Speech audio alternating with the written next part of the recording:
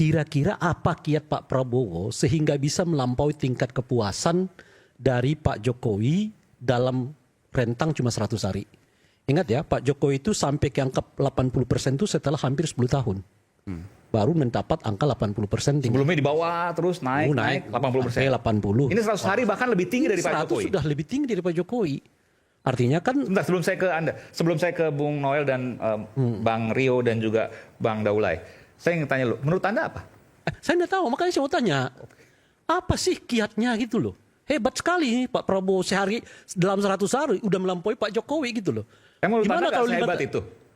Siapa? Menurut Anda nggak sehebat itu? Enggak, ya, kan survei itu mengatakan 80%. Iya, Hampir iya. semuanya gitu. Kan kita ngikutin survei itu. 80% melampaui Pak Jokowi yang bekerja selama 10 tahun baru dapat 80%. Enggak, Ini bukan. cuma 100 hari. Ya, Kan saya- yang kebayang sama saya, dalam 100 hari aja udah 80,9%. Iya, iya. Bagaimana kalau 50 tahun? Oke. Bisa-bisa sampai 120, 130% loh itu tingkat kepuasannya gitu. Iya, ini Itu perlu bayangan diluruskan. saya. Betul. Bukan perlu diluruskan, Pak ya. Jokowi sebagai presiden yang disebut sebagai paling hebat ya sepanjang sejarah reformasi gitu hanya 80%. Pak Prabowo 80% itu cuma 100 hari gitu loh. Iya. Jadi begini, Kita mau lihat apa sih kira-kira ini yang perlu diluruskan. Jadi maksud Anda bukan Pak Prabowo nggak mungkin bisa 80% melebihi Pak Jokowi, bukan. bukan. Tapi kalau 100 hari saja itu bisa 80%, gimana nanti? nanti 1 lima tahun, 5 tahun, 10 tahun kalau 2 periode misalnya. kalau kita buat 80 aja kan Iya. per 100 hari katakan per tahun lah, Proporsi gitu. kali 5. Kan 400% tuh. Siapa yang bisa Saya ngejar jawab lagi aja. tuh, ya, saya gitu. coba. Silakan, Bang. Ini Daulay. Itu makanya. Saleh. Coba itu. Ray Rangkuti kan ciri khasnya gitu tuh. Pertanyaan menjebak yang sebetulnya menurut saya kadang-kadang belum tentu kontekstual pertanyaannya. Pertama begini, soal Prabowo dan Jokowi atau Jokowi dan Prabowo. Pak Prabowo itu selalu menyatakan bahwa apa yang dilakukan pada masa dia sekarang ini adalah kelanjutan dari program-programnya Pak Jokowi. Jadi kalau sebelum turun Pak Jokowinya tingkat popularitas pemerintah pada saat itu kan udah di atas 70%, hampir 80% juga. Jadi hanya sebagai kelanjutan sebetulnya ini masuk akal. Itu satu. Kemudian yang kedua, program-programnya Pak Jokowi yang sangat populer kemudian diminati masyarakat itu tidak ada yang dipotong Pak Aiman. Ya coba lihat PKH. Ya, PKH itu masih, beasiswa PIP masih, Malah ditambah MBG. masa ya nanti itu dulu. Ini yang lama nih, Ya. yang lama. Ini Bapak dengar dulu ini supaya kelihatan nih, supaya Pak Ray tahu ini kenapa bisa bertambah. Oke. Kemudian BPJS Kesehatan yang gratis Pak, itu masih juga Semua melanjutkan. sama, ya. Ya, jadi itu kan besar tuh 96,8 juta orang dapat tuh gratis tuh semua. Kemudian ditambah lagi subsidi Pak. Di mana-mana itu ada. Dan seterusnya. Jadi banyak program-program yang di masanya Jokowi sekarang malah justru dipertahankan oleh Pak Prabowo. Nah sehingga wajar kalau misalnya masyarakat kenal betul ini. Jadi nggak ada yang terusik sedikit pun dengan keberadaan Pak Prabowo sebagai presiden. Lalu bertambah sayang dengan Pak Prabowo masyarakat ini. Dengan apa? Dengan program-program baru. Contoh guru. Guru kan sering katakanlah quote and quote ya agak terusik karena gajinya selalu di bawah rata-rata Pak. Ya, lalu sekarang Pak Prabowo menaikkan gajinya. Kemudian buruh kemarin, ya kan mereka datang belum apa, udah sudah kita sesuaikan, ya enggak. Ongkos haji turun, kan jelas ini semua jelas Pak.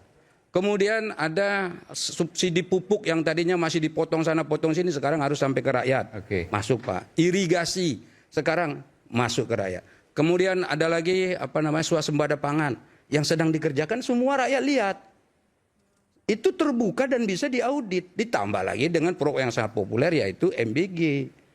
Ini loh, jadi ini kan sudah sangat populer sekali. Akhirnya naik Pak. Gitu loh. Jadi karena dia memang betul-betul dibutuhkan masyarakat, ditambah lagi diplomasi internasionalnya. Pak Prabowo yang membanggakan kita Pak. Dia datang ke India dihormati seperti itu. Ya enggak, kemudian ketemu dengan raja di Malaysia dihormati luar biasa dan beberapa negara-negara lainnya betul-betul membuat kita bangga sebagai anak bangsa Indonesia. Dan itu ditayangkan. Bukan hanya oleh televisi misalnya kayak Kompas, Pak. iNews TV juga menayangkan itu, Pak Eman. Payah. Ya, toh. Jadi karena itu mestinya ini pertanyaannya saya katakan ya nggak seperti misalnya gini.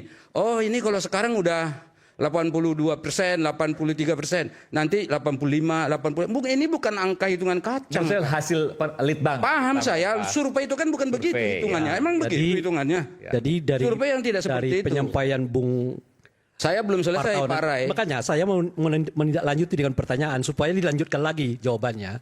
Dari yang disampaikan oleh Bung Partaunan ini mau mengatakan begini, kan tingkat kepuasan terakhir di Pak Jokowi itu 80%. Sekarang 80,9%. Artinya Pak Prabowo hanya menghasilkan 9% tingkat kepuasan. 0,9%. 0,9 ya. Dalam Jadi waktu. dalam waktu 100 hari. Jadi nggak ada 1%. Dan katakan 1% lah kita bulatkan di 1%. 1% itu sumbangsih dari 1 MBG, kedua kenaikan guru, kenaikan buruh, ya kan? Lalu apa tadi PPN yang 20%, haji yang dimurahkan. Jadi udah begitu banyak digelontorkan oleh Pak Prabowo, tambahan-tambahan di luar apa yang sudah pernah dikerjakan oleh Pak Jokowi, ternyata tingkat kepuasan ke Pak Prabowo itu masih 1%. Oke, saya jawab ya. Ya, iya. Udah paham, saya udah paham ke pertanyaannya. Dan ini sebetulnya adalah pernyataan yang saya katakan menelikung di ujung, Pak. Sebab apa? Penjelasan saya tidak seperti itu. Saya katakan ini Pak Prabowo ini adalah kelanjutan dari Pak Jokowi. Andai kata programnya tidak bagus, Pak, nggak tertutup kemungkinan turun sampai 50%. Tidak tertutup kemungkinan sampai turun 40%. Karena kelanjutan belum selesai, jangan dipotong dulu. Anda tadi bicara sedikit pun walaupun saya terganggu, saya nggak potong loh. Kita mau mengatakan justru karena kelanjutan, logika yang Anda bangun itu jadi benar. Ini kelanjutan tuh di 80%. Bukan, maksud saya Pak gini. Prabowo sekarang 81%. Itu yang saya katakan. Artinya kalau kelanjutan cuma naik 1%. 1% itu disumbang oleh beberapa Itu kan program baru pemahamannya yang dilakukan saudara Rai oleh Pak Prabowo. MBG mungkin 0, sekian persen. Gaji guru 0, sekian persen. Lalu gaji buruh 0, sekian persen. Haji yang dimurahkan 0, sekian persen. Gitu loh maksud saya. Jadi mungkin ini bahan evaluasi loh. Jadi MBG itu nggak sampai 1% loh efek kepuasannya kepada Pak Jokowi. Udah. Kalau cara lihatnya, cara penjelasannya. Ini kan Anda mengulang pernyataan Anda yang tadi nih. Ini kalau debat di sini jangan bolak-balik ngulang-ngulang pernyataan yang sama. Ya, habis waktu kita durasinya habis nggak bermanfaat. Jadi saya mengatakan bahwa apa yang dilakukan oleh Pak Prabowo disukai, disetujui, diminati oleh rakyat. Buktinya apa? Yang melakukan survei bahkan bukan Gerindra. Bukan pemerintah yang bikin survei. Yang bikin survei Kompas, Pak. Bapak tahu nggak latar belakangnya misalnya Kompas ini seperti apa mereka bikin survei? Selalu dijadikan panutan. Orang selalu percaya dari dulu sampai sekarang Kompas jadikan sebagai panutan, Pak. Dan nggak mungkin misalnya semua rakyat ini, oh deh kamu nanti pilih begini, kamu kasih tahu begini. Tidak. Ini independen. Jadi kalau misalnya hasilnya seperti itu, dah betul bahwa itulah hasil yang diinginkan secara objektif oleh rakyat. Saleh, itu buktinya. Tidak meragukan hasilnya, Bung. Itu bukan. yang Tapi keliru itu ya, justru tapi Partaunan. dia Justru karena kita berdasarkan survei itu. Survei itu mengatakan 81% kan. Kita andaikan. Lalu Anda menjelaskan 80% itu bagian dari kelanjutan kesuksesan Pak Jokowi. Oke, saya ambil tuh. Berarti Pak Jokowi udah menyumbang 80%.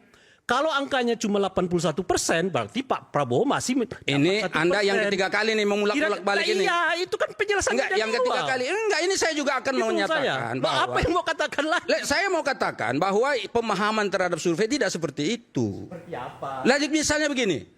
Sekarang misalnya katakan mohon maaf ada satu orang presiden terpilih. Ternyata rakyatnya tidak suka, Pak. Dalam hitungan 6 bulan bisa jatuh. Coba, bisa nggak? Mungkin sekali rakyat nggak suka jatuh dia. Di dalam kepemimpinan kita misalnya kayak kemarin siapa di presiden kita yang singkat? Misalnya mohon maaf Gus Dur kurang terkenal apa Pak? Wibawanya kiai besar dan semua orang suka dengan beliau. Tapi secara politik kan beliau tidak bisa bertahan juga. Tapi kan sistemnya bisa berarti kan. Jadi ini bukan karena misalnya ini degenerate ini 80 tambah 1 sama dengan 81 dan seterusnya. Emang sesederhana masa rangkuti pemikirannya. Yang paling konkret. Anda ini kan paham soal survei. Masa yang paling konkret justru karena itu makanya kita tadi kan masuk ke sini. Enggak, itu salah. Yang paling konkret itu adalah salah Pak Soeharto hanya sekitar 7-8 bulan setelah ia dipilih yang kelima kali di dalam pemilu, jatuh. Dan tingkat kemenangannya hampir 80%. Kalau Anda mau mengatakan begitu tuh, Lah iya kan beda lagi. berarti, nah ini berarti Anda membantah dan Boleh, mendukung saya apa tanya. saya.